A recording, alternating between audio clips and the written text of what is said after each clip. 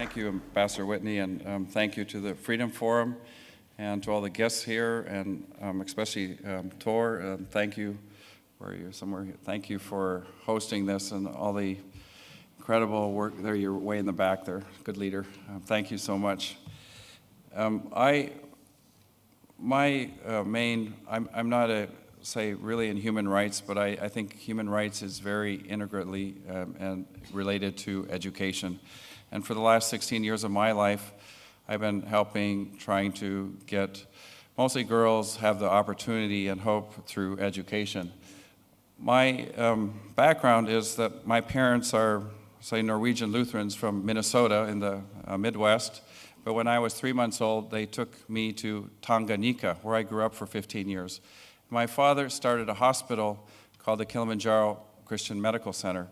My father worked very hard for 12 years to get the hospital started, but one thing he always insisted on is having local people in charge. And that often didn't go over very well with the Europeans and the Americans who said you need a qualified, trained expat to run the hospital. And finally, in 1971, the hospital opened up, and my father gave a speech, and he said, in 10 years, I have a prediction to make that all the department heads of this hospital will be from Tanzania. Well, eventually he got fired for really believing in that, but we came back to the States. My father died from cancer, but we got the annual report from the hospital 10 years later, and all the department heads were from Tanzania. And even today, 38 years later, all the department heads of the hospital are from Tanzania. I learned a proverb as a child in Africa, and if there's one thing that I remember, and that really my life is dedicated to, is about educating girls. And there's a quote in Africa that says, if you educate a boy, we educate an individual. But if we can educate a girl, we educate a community. When I came back to the States, I was very excited about my first day in high school. I got beat up. And it was because I made a mistake. I said I'm African, and there was a lot of confusion about that. But it was the first time in my life that I learned what the word racism meant. And it wasn't in Africa, it was here, it was in the US. My journey started with the climb of K2 in honor of my sister Krista, who had died from severe epilepsy. And my goal was to put this amber necklace on top of K2, the world's second highest mountain. So this is K2 in the Karakoram mountain range. 84 Matterhorns, of those who've seen the Matterhorn, can go inside of K2 to fill it up. We didn't have a lot of money, so we were affectionately called the rejects by the other groups. We had a lot of physical obstacles. We had avalanches. We had a lot of difficulties, and 5 people died trying to get to the top of K2. And finally, when it came time to go home, I didn't quite make it to the top, so I was very disappointed that I hadn't met my goal. The first chapter of my book, 3 Cups of Tea, starts with the word failure. And when I submitted the original manuscript to New York, they said, Greg, you do not start a book with the word failure. I was earlier talking at some groups here, and failure is not a word that we like to talk about in the West, but I think it's very important that we acknowledge that word. And as the Honorable Ambassador mentioned, when we do fail, we can think of that very beautiful Persian proverb that says, when it is dark, you can see the stars. So coming off of K2, I stumbled into this little village called Corfe, and I saw 84 children sitting in the dirt during their school lessons. And although in Africa I'd seen a lot of poverty, when I saw those children, there was no teacher there. I at their request, told them I'm going to help you build a school. Today, there's a lot of theory and studies about poverty and how do we solve poverty. But I think the only way we can really resolve and understand poverty is that we have to taste poverty, and we have to smell poverty, and we have to touch poverty, and we have to be with poverty. And we can never solve poverty from a think tank in Washington, D.C. We can't even do billion-dollar bailouts for poverty. Poverty really needs to be experienced.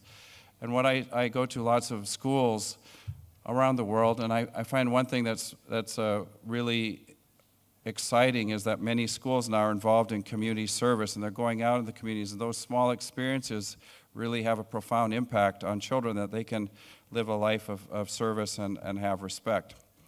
In rural Pakistan and Afghanistan, there's a lot of obstacles. The infant mortality rate is staggering. 1 out of 3 children dies before the age of 1.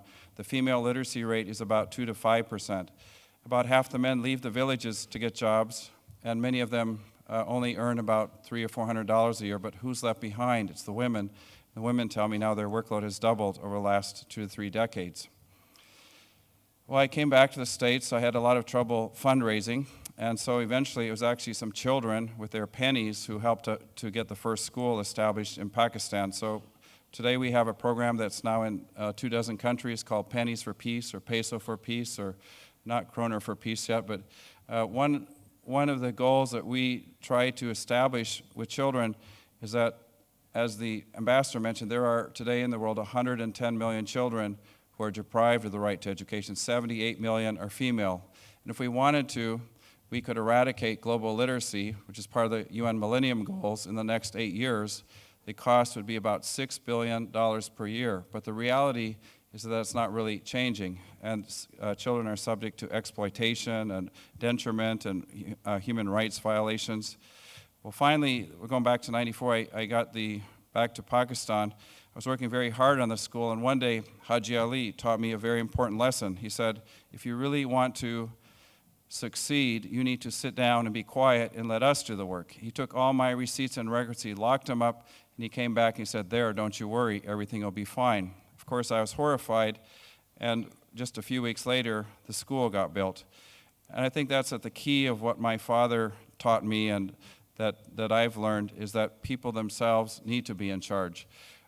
This is on a micro scale, but you can also apply this on a macro scale. And one of my main criticisms about the reconstruction policy in Afghanistan is that it's primarily centralized and deprovincialized. And some of you might be familiar with the Marshall Plan after World War II.